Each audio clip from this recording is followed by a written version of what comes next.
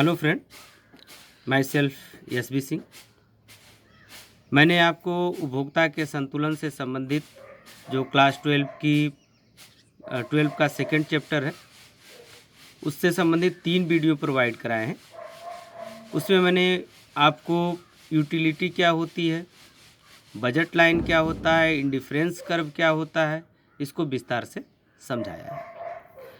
आज हम उदासीनता वक्र यानी इंडिफरेंस कर्व द्वारा उपभोक्ता के संतुलन का विश्लेषण करेंगे अथवा उपभोक्ता के संतुलन का क्रमवाचक विश्लेषण देखेंगे। उपभोक्ता के संतुलन की 2 शर्तें होती हैं। पहली शर्त है कीमत रेखा तटस्थता वक्र को स्पर्श करनी चाहिए। और आप जानते हैं जब 2 रेखाएं एक दूसरे को जिस बिंदु पर स्पर्श करती हैं वहाँ पर दोनों रेखाएं एक हो जाती हैं तो उन रेखाओं का ढाल भी एक ही होगा, अर्थात संतुलन बिंदु पर उदासीनता वक्र व कीमत रेखा का ढाल समान होना चाहिए। और जब आप ये भी जानते हैं कि तटस्थता वक्र की जो ढाल होती है वो प्रतिस्थापन की सीमांत दर को दर्शाती है, अर्थात MRS XY, और बजट रेखा की जो ढाल होती है वह दोनों वस्तुओं की कीमतों के अनुपात को दर्शाती है, अर्थात PX/PY। मैंने आपको 2 शर्तों की जगह 4 शर्तें दिखाई हैं, तो ये जो तीसरी और चौथी शर्त मैंने यहाँ पर दिखाया है वह पहली ही शर्त का अंग है। अतः हम मुख्य रूप से 2 ही शर्त मानेंगे कि उपभोक्ता के साम्य की 2 शर्तें होती हैं। पहली शर्त कीमत रेखा तटस्थता वक्र को स्पर्श करनी चाहिए, अर्थात कीमत रेखा और तटस्थता वक्र का ढाल एक समान होना चाहिए, और जहाँ स्पर्श करेगा वहाँ पे प्रतिस्थापन की सीमांत दर और कीमत अनुपात, दोनों वस्तुओं की कीमतों का अनुपात बराबर होता है। अब दूसरी शर्त को देखते हैं। स्पर्श बिंदु पर अनधिमान वक्र मूल बिंदु की ओर उत्तल होना चाहिए। उत्तल अर्थात उन्नतोदर। अब हम देखते हैं कि कीमत रेखा क्या होती है। कीमत रेखा उपभोक्ता के खर्च की सीमा रेखा होती है, जहां वह 2 वस्तुओं पर अधिकतम खर्च कर सकता है। इसे हम इस चित्र द्वारा देख सकते हैं। चित्र में AB बजट लाइन है जो यह दर्शाती है कि उपभोक्ता इस बजट रेखा के अंदर जो X2 और X1 वस्तु का बंडल उपलब्ध है उसी को वह क्रय कर सकता है, उसके बाहर वह क्रय नहीं कर सकता है।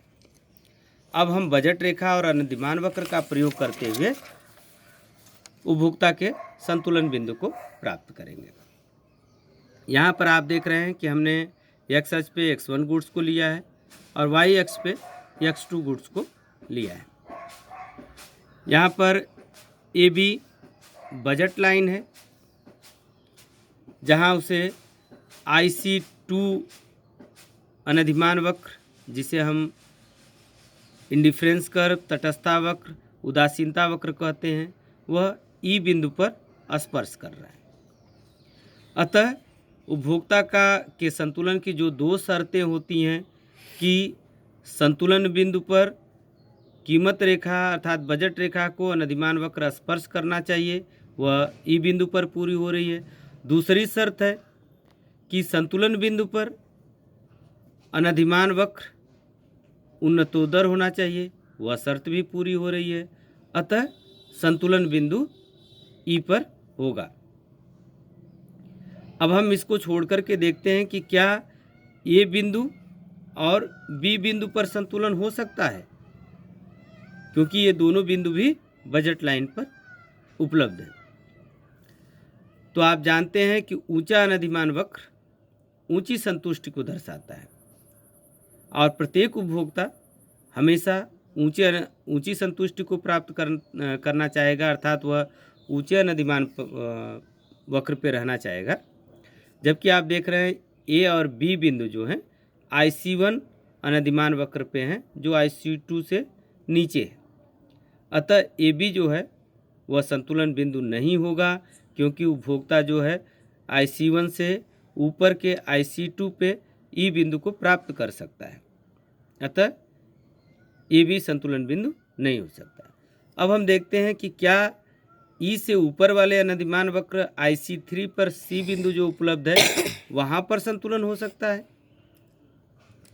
तो इसका जवाब होगा कि नहीं, सी बिंदु पर भी संतुलन नहीं हो सकता है, क्योंकि सी बिंदु जो है वह उपभोक्ता के बजट से बाहर है। आप देख रहे हैं कि ये बजट रेखा के बाहर स्थित है, अतः सी बिंदु को उपभोक्ता क्रय ही नहीं कर सकता है अपने उपलब्ध बजट से।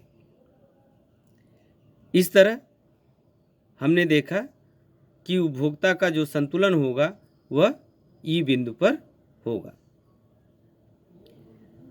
स्टूडेंट, यहाँ पर आपका उपभोक्ता के संतुलन से संबंधित जो भी अवधारणाएं थी और उपभोक्ता का संतुलन वह पूरा हुआ।